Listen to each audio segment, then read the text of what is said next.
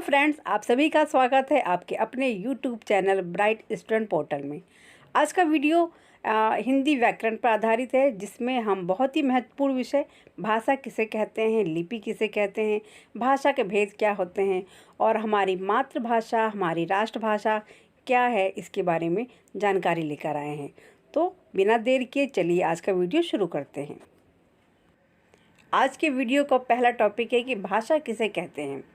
भाषा भाव और विचारों के आदान प्रदान का माध्यम होती है, यानी कि हमारे मन में जो भी विचार आते हैं, हम उन विचारों को, उन भावों को दूसरों तक कैसे पहुंचाते हैं। तो हम बोल के पहुंचाते हैं, हम लिख के पहुंचाते हैं, लेकिन हम बोलने और लिखने में किसका यूज़ करते हैं? भाषा का। तो हम अपने मन के भावों को दूसरों के सामने बोलकर व्यक्त करते हैं या उनकी बातों को सुनकर समझते हैं। कभी कभी हम अपने विचारों को लिखकर प्रकट करते हैं और दूसरे लोग उन्हें पढ़कर समझते हैं। तो जब हम ये जो बोल रहे हैं या जो लिख रहे हैं, तो हम उनमें कुछ वर्णों का इस्तेमाल करते हैं।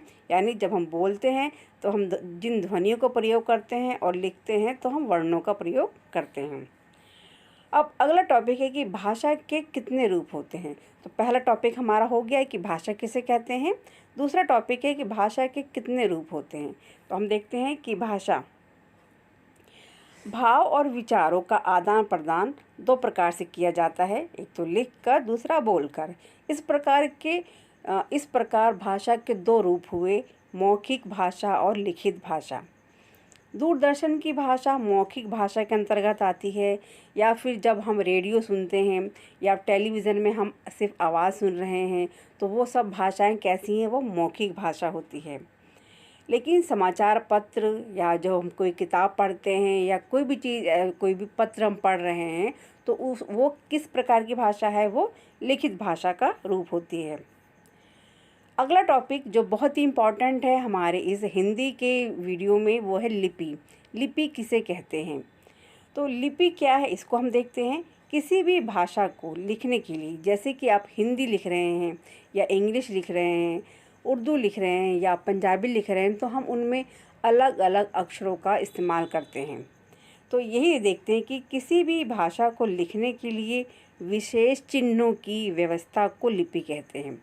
ठीक है, जैसे अलग अलग भाषाओं को लिखने के लिए हम अलग अलग चिन्ह का यूज़ करते हैं। जैसे हम हिंदी लिख रहे हैं तो उसमें का, खा, गा लिख रहे हैं। इंग्लिश लिखते हैं तो हम ABCD अल्फ़ाबेट का यूज़ करते हैं। इसी तरीके से हर एक लैंग्वेज में अलग अलग चिन्हों का इस्तेमाल किया जाता है, जिसे लिपि कहते हैं। जैसे हिंदी जिस रूप में लिखी जाती है, अंग्रेजी वैसे नहीं लिखी जाती है, और सभी की भाषाओं की लिपि जो है वो अलग अलग होती है। हिंदी की लिपि देवनागरी है, तो अंग्रेजी की रोमन लिपि है। देवनागरी लिपि में भारत की कई भाषाएं भी आती हैं, जैसे संस्कृत, हिंदी, मराठी, कोंकणी, नेपाली, मैथिली, बोडो, डोगरी, संथाली आदि। तो ये जितनी भी भाषाएं हैं, ये यहाँ पर आपकी किस भाषा में आती हैं? ये देवनागरी लिपि में ही आती हैं। इसके अलावा और भी कई लिपियाँ हैं, जैसे पंजाबी। आप लोगों ने देखा होगा कि पंजाबी किस तरीके से लिखी जाती है, तो उसके जो अक्षर हैं वो भी अलग अलग होते हैं। तो उसकी जो लिपि है वो क्या है? वो गुरुमुखी लिपि है। उर्दू की लिपि फ़ारसी, बंगाल की बंगाली, यानी बंगला है, यानी बंगला क्या है? वो भाषा है, लेकिन उसकी लिपि क्या है? वो बंगाली है। तेलुगु क्या है? भाषा है, और उसकी लिपि क्या है? तेलुगु। इसी तरीके से हर एक भाषाओं की अपनी अलग अलग लिपि होती है। रोमन लिपि में विश्व की कई भाषाएं लिखी जाती हैं, जैसे अंग्रेजी, फ्रांसीसी, इतालवी, स्पेनिश, जर्मन आदि। तो मुझे आशा है कि यहाँ तक आपको समझ में आ गया कि लिपि किसे कहते हैं। यानी हम किसी भी भाषा में जो भी हम उस वक़्त यूज़ कर रहे हैं, तो हम उसके हिसाब से जिन अक्षरों का यूज़ कर रहे हैं, वही उसकी लिपि कहलाती है। अब एक अगला टॉपिक जो बहुत ही महत्वपूर्ण है और हमें जानकारी इस बारे में होनी चाहिए, वो है कि भारत की राष्ट्रभाषा किसे कहा जाता है। तो भारत एक बहुत विशाल देश है, जहाँ अनेक भाषाएं बोली जाती हैं।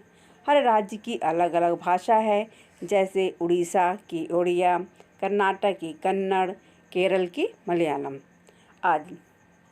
हिंदी देश के अनेक राज्यों में बोली और समझी जाती है, इसलिए हिंदी को राष्ट्रभाषा भी कहा जाता है।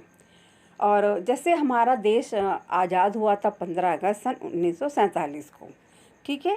तो उसके बाद हमारा जो भारत का संविधान बना 14 सितंबर 1949 को संविधान ने हिंदी को राजभाषा के रूप में स्वीकार किया, अर्थात सरकारी कामकाज की भाषा के रूप में मान्यता प्रदान की गई। इसलिए हर वर्ष 14 सितंबर हिंदी दिवस के रूप में मनाया जाता है। इसका मतलब ये है कि हिंदी तो हम लोग बोल रहे थे, उसका यूज़ कर रहे हैं और भारत के कई राज्यों में बोली जाती है, लेकिन उसे जो राजभाषा का स्तर संविधान के द्वारा दिया गया वो 14 सितंबर सन 1949 को, ठीक है। अगला है कि भारत के संविधान में कितनी भाषाओं को मान्यता प्रदान की गई है, यानी कि हमारे संविधान के द्वारा कितनी भाषाएं हैं जिनको मान्यता दी गई है। तो भारत के संविधान में कई भारतीय भाषाओं को मान्यता प्रदान की गई है। पहले यानी प्रारंभ में 15 भाषाएं थीं, फिर उसमें और बढ़ोतरी की गई और 18 हो गई।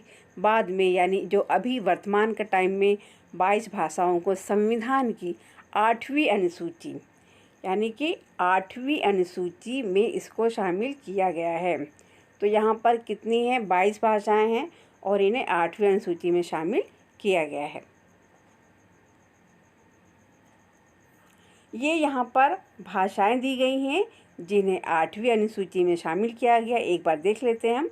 बंगाली, असमिया, गुजराती, हिंदी, कन्नड़, कश्मीरी, कांगड़ी, मणिपुरी, मलयालम, मराठी, नेपाली, ओडिया, पंजाबी, संस्कृत, हिंदी, तमिल, तेलुगु, उर्दू, डोगरी, संथाली, बोडो, मैथिली, ये सारी भाषाएं हैं जो संविधान की 8वीं अनुसूची में शामिल की गई हैं। अगला टॉपिक जो बहुत ही इम्पॉर्टेंट है वो क्या है? व्याकरण किसे कहते हैं, ठीक है। तो व्याकरण क्या है? व्याकरण ऐसा शास्त्र है जो हमें भाषा के शुद्ध अशुद्ध रूप की पहचान कराता है, ठीक है। जैसे हिंदी में व्याकरण होता है, उस तरीके से अंग्रेजी में भी लैंग्वेज जिसको हम बोलते हैं वो होता है। तो उससे हमें उस भाषा को यानी पर्टिकुलर जो भाषा हम यूज़ कर रहे हैं उसको किस तरीके से सही तरीके से यूज़ कर सकते हैं, इसके बारे में जानकारी हमको व्याकरण कराता है। तो भाषा का शुद्ध अशुद्ध यानी कि शुद्ध भाषा क्या होगी, अशुद्ध भाषा क्या होगी, और जो हम यूज़ कर रहे हैं क्या वो शुद्ध है या अशुद्ध है, इसका ज्ञान हमें कहाँ से मिलता है? तो व्याकरण से मिलता है।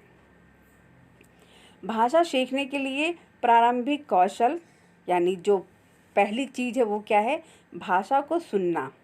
हम पहले सुनते हैं, समझते हैं, फिर हम बोलने की कोशिश करते हैं। जैसे अगर हम किसी छोटे बच्चे से बात करते हैं तो पहले हम बोलते हैं, वो हमारी जो ध्वनि निकल रही है उसको सुनता है, फिर वो भी उसी के अकॉर्डिंग वो भी मतलब आंसर देने की कोशिश करता है, उत्तर देता है। तो पहला जो कौशल है भाषा का वो क्या है कि हम अच्छे से सुने। हम देखते हैं कि जैसे मैंने अभी एग्जांपल दिया कि छोटा बालक जो है वो भाषा को बोलना समझना सीख लेता है, फिर वह भाषा को पढ़ने लिखने के कौशल का विकास करता है। तो ये है जो हमारा आज का छोटा सा टॉपिक था जो मैंने इस वीडियो में कवर किया। मुझे आशा है कि आपको ये वीडियो पसंद आया होगा और इसमें जो भी चीज़ें बताई गई आपको समझ में आ गई होंगी। आपको ये वीडियो कैसा लगा इसके बारे में आप मुझे लिख कर बता सकते हैं, और हाँ ये भी बता सकते हैं कि हाँ इसमें आपको और क्या इम्प्रूवमेंट चाहिए, मतलब अगर कुछ आपको और अच्छे से इसमें क्या आपको लगा वो मुझे आप ज़रूर कमेंट करके बताइए। धन्यवाद।